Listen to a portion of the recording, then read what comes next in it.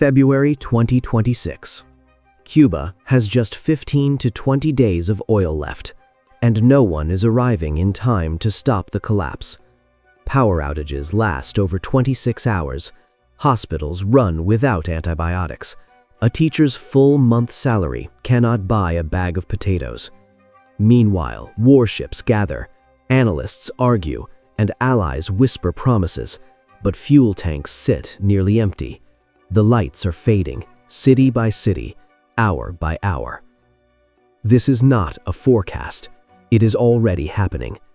And when the oil runs out, so does Cuba's last connection to survival. This crisis did not start in Cuba. It started in Caracas. For years, Cuba survived not because of its own resources, but because of its access to someone else's. That someone was Venezuela, and specifically its oil. Since 1999, when Hugo Chavez took power, Venezuela had supplied Cuba with tens of thousands of barrels per day of subsidized crude. In return, Cuba sent what it could offer: military trainers, intelligence officers, and regime security teams. This was more than a trade, it was a pact of survival. At its peak, the deal reached up to 100,000 barrels per day, worth over $1 billion annually. Cuba used the oil not only to meet domestic demand, but to resell it on the global market, turning cheap crude into hard currency. But that arrangement ended violently and without warning. On January 3, 2026, U.S. forces captured Venezuela's president Nicolás Maduro in a dramatic raid backed by satellite intelligence, airstrikes, and covert assets. He had long been accused of narco-terrorism. That night, the United States made it official. What matters for Cuba is what disappeared along with him. Venezuela's oil shipments to Cuba stopped immediately, and with those tankers went Cuba's energy lifeline. Overnight, Cuba lost up to 46,500 barrels per day, oil it could no longer count on to keep its fragile economy running. The internal surveillance programs, the authoritarian structure, the healthcare system, all of it relied on that fuel. The fall of Venezuela's regime didn't just arrest a man, it cut the supply line, keeping Cuba's system alive. And this time, there was no one in place to fill the gap. Not fast enough, not at scale. Venezuela's exit left a massive hole, one that only Mexico was positioned to partially fill. For years, Mexico had quietly supplied Cuba with up to 17,000 barrels per day, enough to buffer Havana's supply issues alongside Venezuelan support. But after the Maduro raid, that buffer fell under pressure too, not from internal politics, from Washington. President Trump invoked the USMCA trade agreement as leverage, making it clear that if Mexico continued selling oil to Cuba, there would be consequences: tariffs, renegotiations, political and economic retaliation. Caught in the middle was President Claudia Sheinbaum. Her political legacy was rooted in solidarity with Cuba. But Mexico's economy could not afford a direct fight with the United States. So, a compromise was crafted. Mexico ceased commercial shipments, announcing an end to oil-for-money deals. In their place came humanitarian aid, naval deliveries of food, medical supplies, and non-fuel essentials. Oil for humanitarian reasons remained under negotiation, but in practice, the barrels stopped flowing. Cuba's second supplier was now effectively offline. The clock was still ticking, and fuel reserves were still draining. Meanwhile, Russia condemned the blockade, pledging political and symbolic support.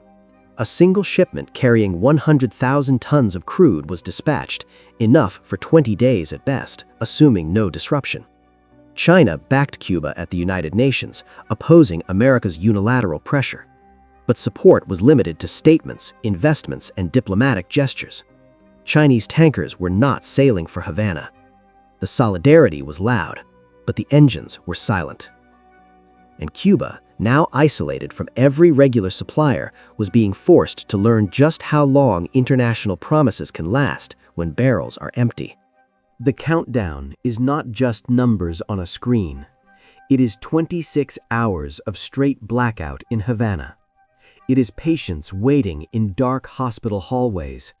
It is families lining up for 5 hours to buy onions at prices that exceed their monthly salaries. Cuba's crisis is no longer invisible. It is visceral. It is visible. It is everywhere. Without oil, power generation begins to fail block by block. The Antonio Guterres thermoelectric plant, one of the country's most vital energy producers, has gone offline. That single loss cut 200 megawatts. At peak hours, the national energy deficit hits 75%. If there is no electricity, there is no water. In Artemisa province, 83% of homes have almost no access. In Havana, that number sits near 80%.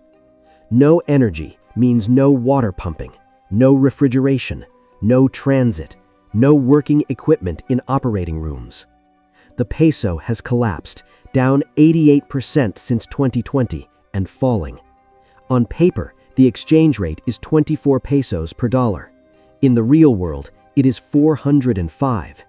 The average grocery trip in early 2026 now costs 10,300 pesos. Minimum government salaries? Far lower. Most teachers earn 5,000 to 6,000 pesos per month, barely enough for a few pounds of beans, bread, rice, and meat. Medical professionals fare no better. Diseases are back. Chikungunya, dengue, and gastroenteritis are surging amid supply collapse. Medications are gone. Patients are told to go home and rest because that is all the system can offer. Transportation has reverted to the past. Oxen plow newly planted fields. People walk miles to work. Fuel lines stretch for days. Taxi appointments are scheduled months in advance. This is not abstract.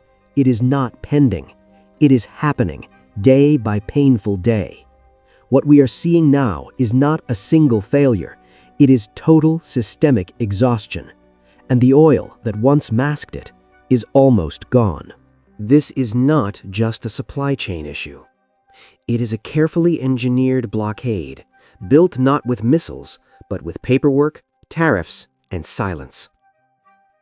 On January 29, 2026, President Trump signed Executive Order 14380, giving U.S. agencies power to escalate tariffs on countries that continue oil trade with Cuba.